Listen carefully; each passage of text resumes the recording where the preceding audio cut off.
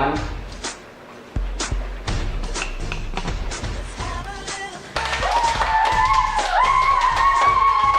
Today we are going to be talking about the space race. the first man on the moon didn't just jump to the moon, but there was many events leading up to the launch. We're going to start off today's show with Know or Go to Infinity and Beyond. But first, let's dance!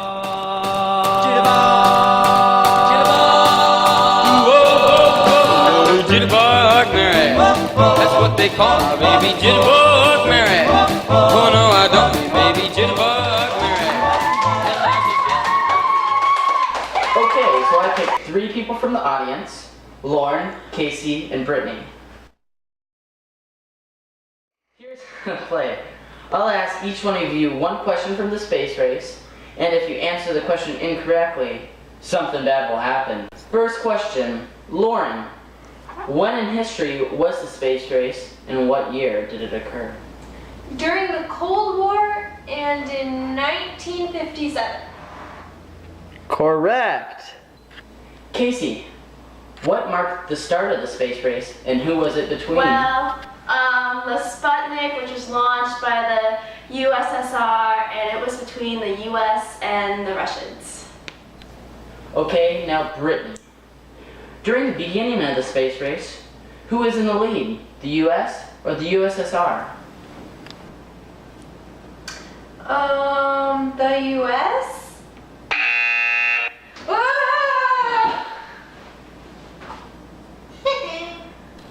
Ah, sorry Brittany. The answer was the USSR after they launched the Sputnik 1. And after the launch, they sent many other satellites to orbit Earth. Okay, after this commercial break, we are going to be interviewing 2 very important people, Dwight D. Eisenhower and President John F. Kennedy. Bye. Hi, welcome to the Space Store. We have all your needs to root for your favorite team. From the US to the USSR, we have wonderful posters. And we have even more fabulous clothing. Isn't that something? And as always, we will always accept donations.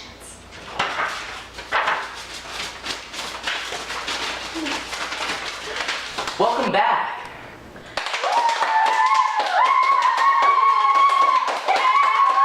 Our first guest, 2 very powerful men, the Presidents of the United States. Presidents John F. Kennedy and Dwight D. Eisenhower.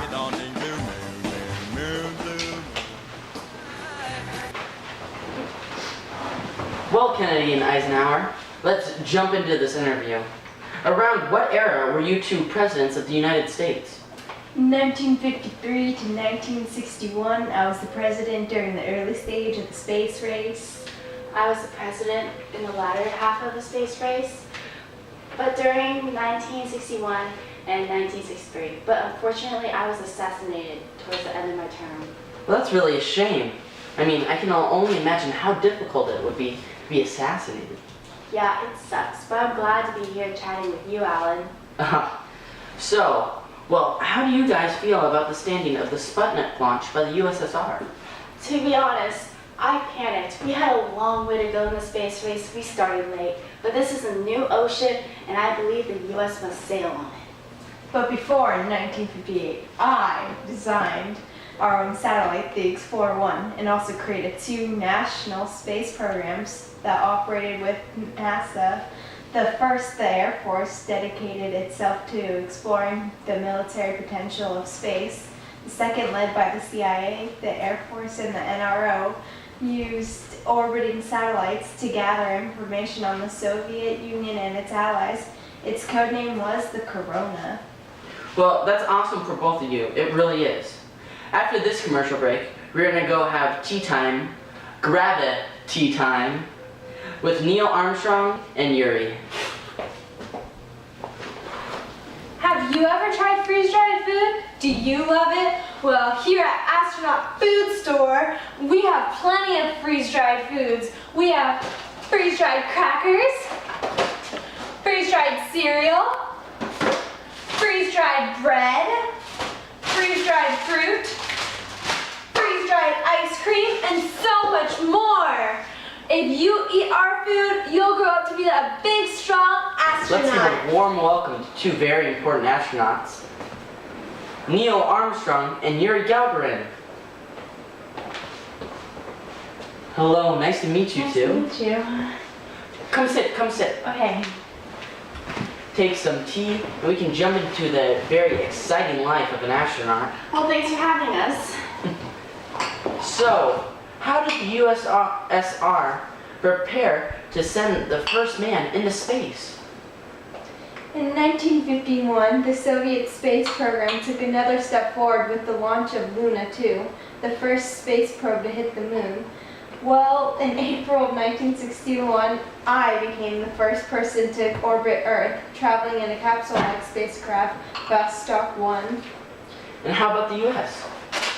Well, for the U.S. to send man into space, NASA engineers designed a smaller capsule, and at first they tested with chimpanzees.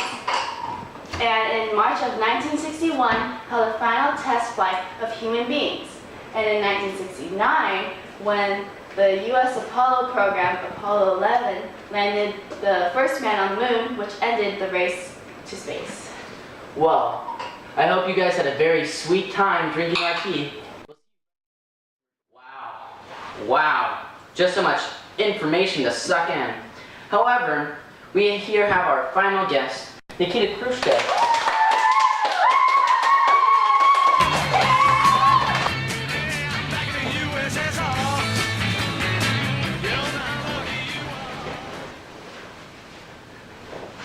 So, how has your day been so far?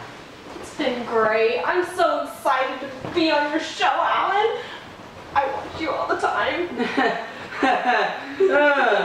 So, anyways, I hear the USSR marked the start of the space race, but the US quickly passed you guys up? Yes, sir. When the USSR launched the Sputnik, the first artificial satellite to orbit the Earth. Well, the Russians did start many things during the race. What was your next step? Well, in 1959, the Soviet space program's next step was to launch Luna 2, the first space probe to hit the moon. However, later, the Soviets made 4 failed attempts to launch a lunar craft, which let the U.S. catch up to their standings. Wow. So it sounds like the USSR was in the lead the majority of the race. Well, that's good, isn't it? It was a very cheerful time for the Soviets. However, when the U.S. had man step on the moon, we had lost the race. Well, in 1972, when the race was finished, the Soviets were pictured as the ultimate villains, with their relentlessness to surpass America and prove the power of the communist system. How is the relationship between the USSR and the US today?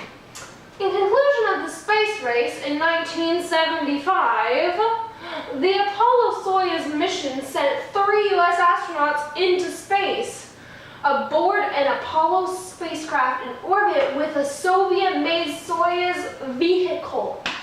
And when the commanders greeted each other, they made a handshake in space to show the people the improvement between the U.S. and the USSR. Well, you know, we have learned about what you've done for our country, and we thank you dearly. We thank you guys for being such a wonderful audience, and I hope you learned a thing or two about the space race. Be kind to one another. Bye-bye. Bye.